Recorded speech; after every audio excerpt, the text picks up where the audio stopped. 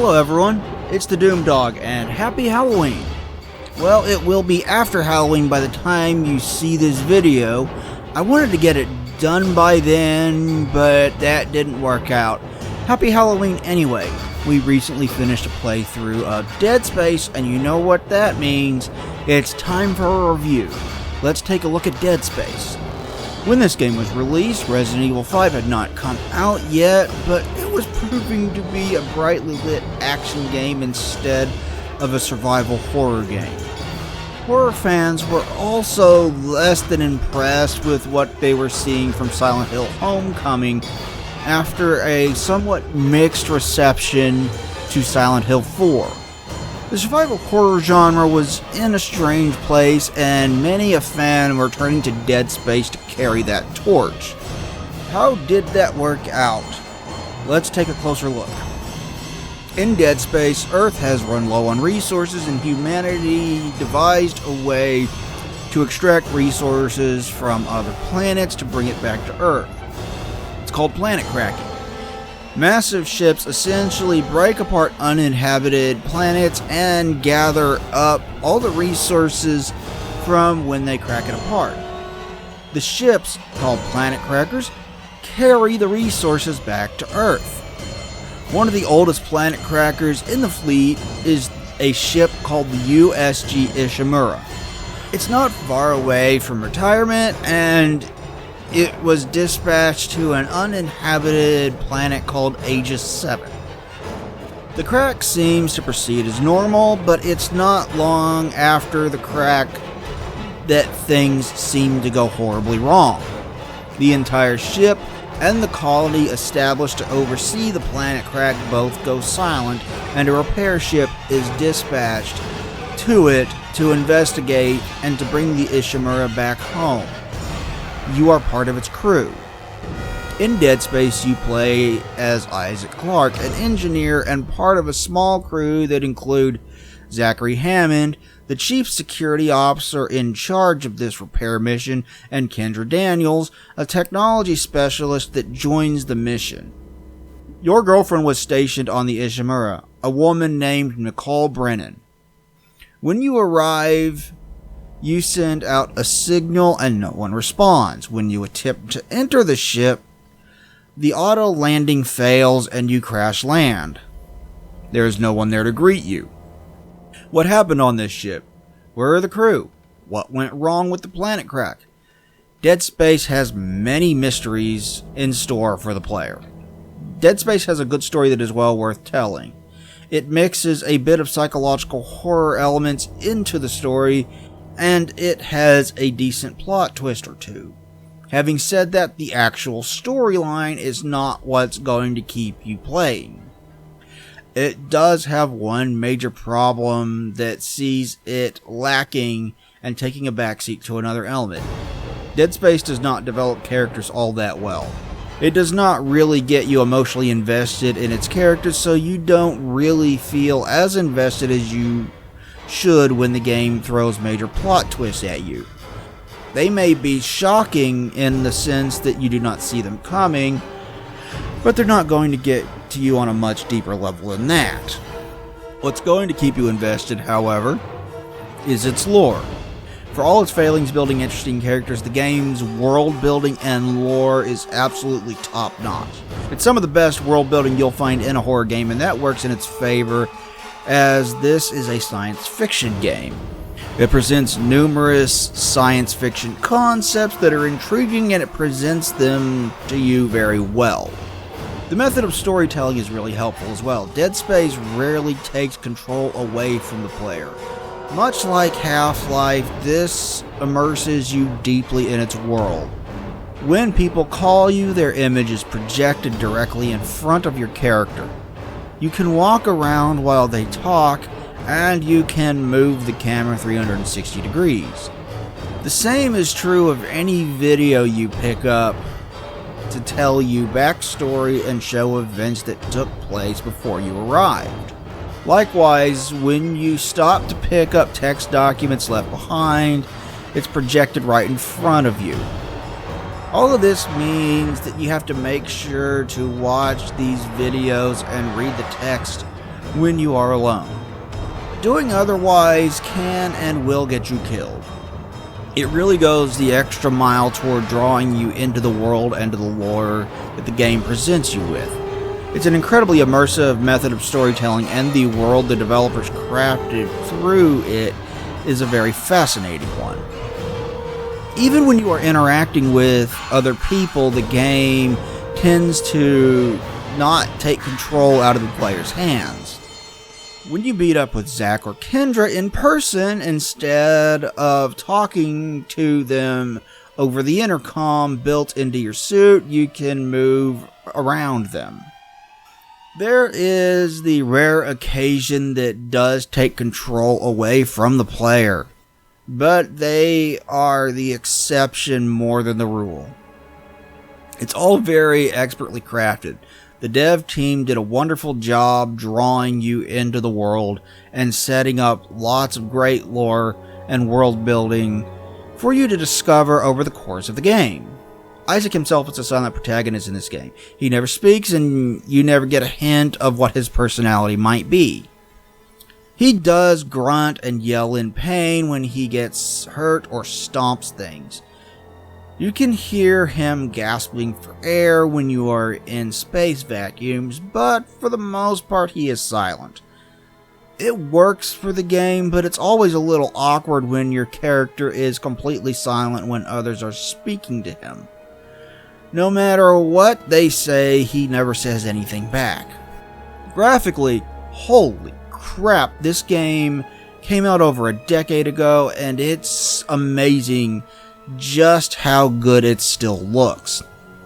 If you get up close, you will notice things like lower resolution textures from last gen, or simpler ones than we get here today. You are looking at the PlayStation 3 version, and there are definitely jagged edges as well. On a technical level, it doesn't look nearly as good as it used to. Having said that, the art design in Dead Space is absolutely wonderful. Isaac's suit has become iconic for a reason, and the entire ship has this unique industrial look to it. Credit to the art designers. The environments in this game are a sight to behold to this very day. Everything from the necromorphs to the various areas of the ship itself are lovingly crafted in such a way you can tell that this game was a labor of love for the team involved. This game is big on body horror, and that is very evident when you meet the enemies, the necromorphs. These things are some of the more unique enemies in any horror game you will ever play. They're very different than your typical zombie hordes. They are much more gruesome and grotesque. They come in a wide variety of types that each take different tactics to deal with, and they are all stuff of nightmares. The design team did excellent work here. One of the key components of any horror game is getting the lighting right. Lighting, when used effectively, can help create mood and atmosphere. Yet again, Dead Space knocks it out of the park. This game is more well lit than a lot of horror games tend to be, but that's not an insult. It does not take away from the atmosphere of the game at all. After all, body horror would be less unnerving if you couldn't see it, right? The lighting is some of the best of the last generation, and it holds up pretty damn well today. This game was hailed as a true next-generation experience when it was released. It was seen as a bit of a technical marvel in its day. Between its amazingly detailed environments and the unsettling nature of the necromorphs, this game crafts a truly unique world that will not let you go long after it gets its claws hooked into you. This is one of the most memorable horror experiences of the last generation, and its visuals have a lot to do with why. The graphics and art design are not the only aspects of a game that were widely praised.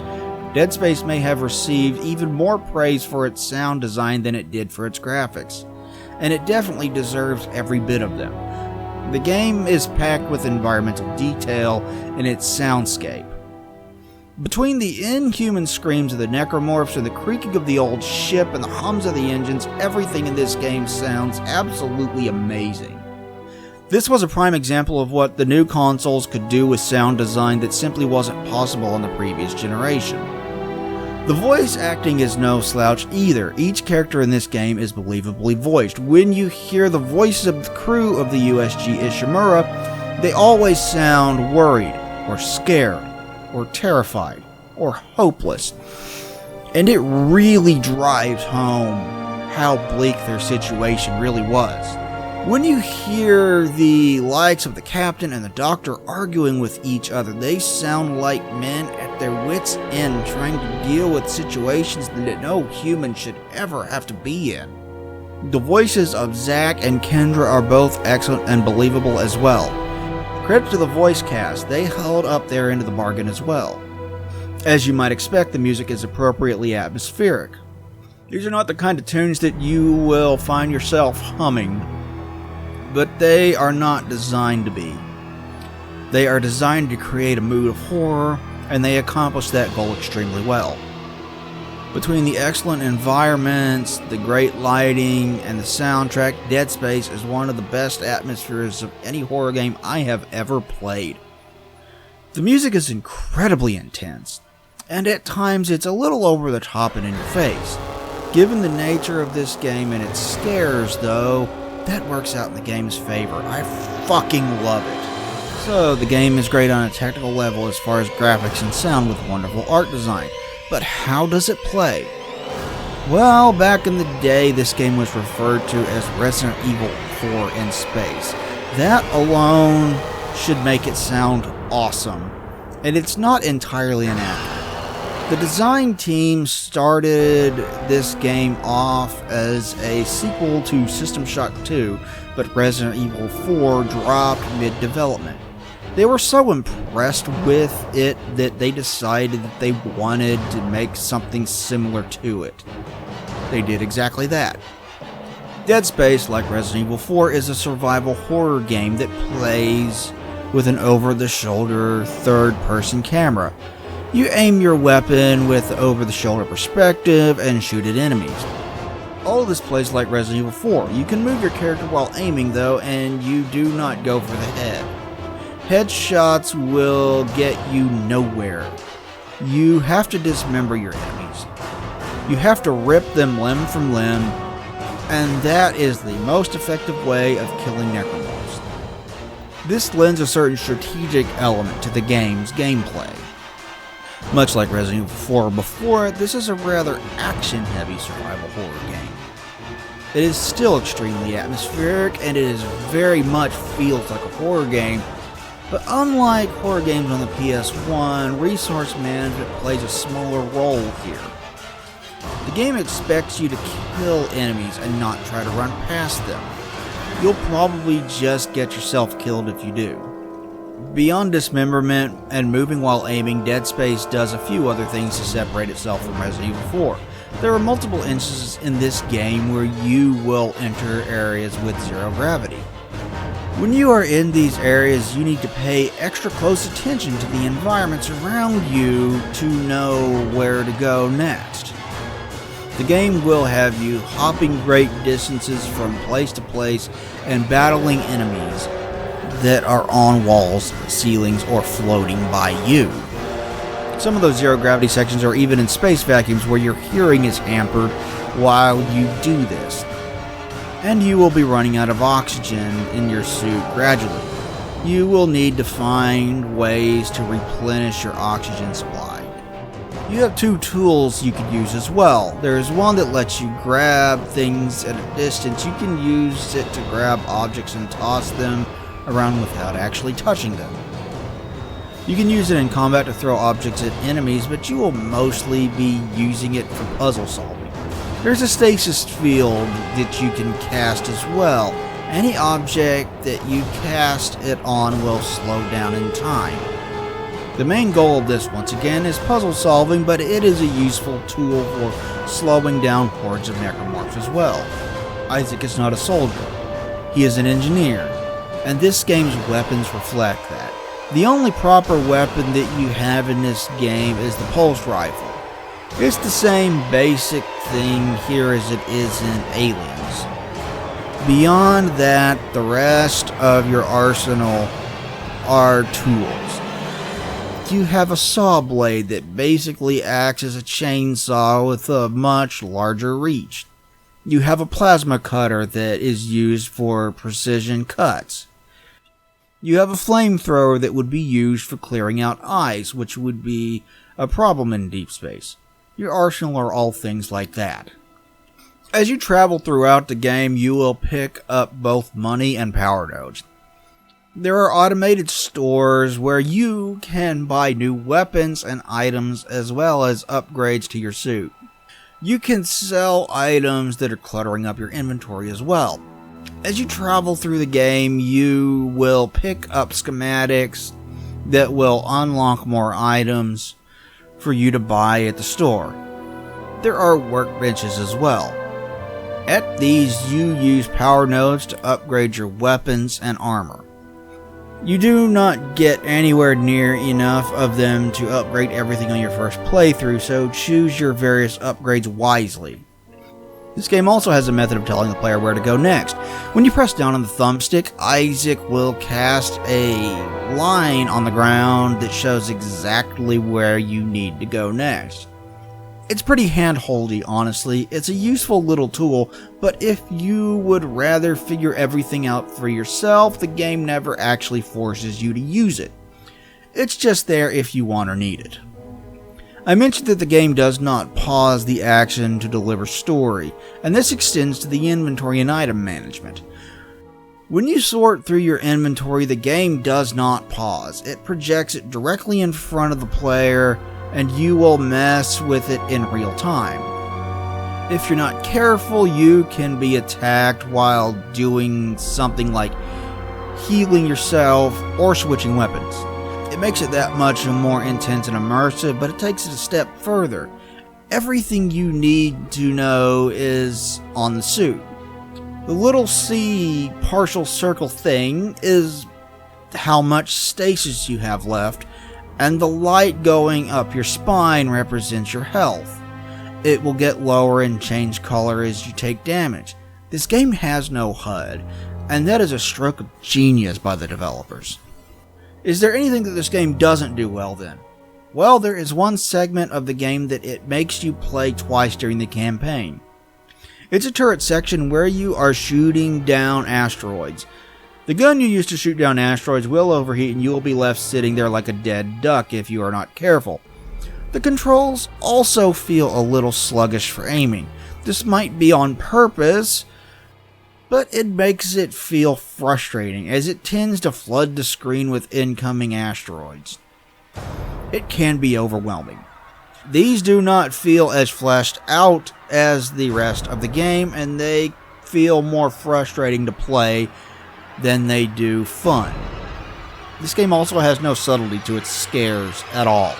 For the most part, the game is in your face constantly or everything around you is dead. It does not take time to build up like Silent Hill or Alien Isolation tend to do. It sets up its story and you quickly find yourself running for your life from necromorphs. Pretty much the only times that you get the chance to breathe in this game are during story bits or when you're backtracking through areas that you've cleared. It does not detract from how fun the game is, but it's not the most effective way of delivering horror either. As far as replay value goes, I've now beaten the game on 3 separate occasions. This game is so much damn fun overall that I could easily see myself beating it again someday. The story does not change. There are no big collectibles. There are not multiple endings. It's the kind of thing that you want to replay just because of how much fun you had with it the first time. This is another thing that it shares in common with Resident Evil 4. Both are very replayable based on fun factor alone. Beyond that, it does have a New Game Plus mode.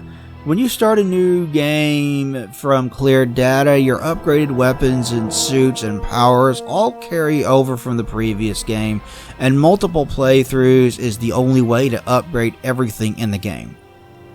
A second playthrough is also the only way to get the most powerful armor in the game. It offers multiple difficulties as well for those looking for a more challenging experience. I'd say that this does give it plenty of replay value. At least it's an experience that you'll never forget. Dead Space is hailed by fans and critics alike as a horror classic for a very good reason. It's one of the better games of the 7th generation of consoles, and it's an unforgettable horror masterpiece. I highly recommend giving it a playthrough. Dead Space is available for the PlayStation 3, seen here, the Xbox 360, and the PC. The Xbox 360 version does work on the Xbox One, so you can play it in 4K if you have an X. Thanks for watching. Please like, comment, and subscribe down below. It would be greatly appreciated. If you could share this video, that would help me out a lot as well. Ring the bell to make sure you get notifications from this channel. And we will talk to you guys next time. Doomdog out.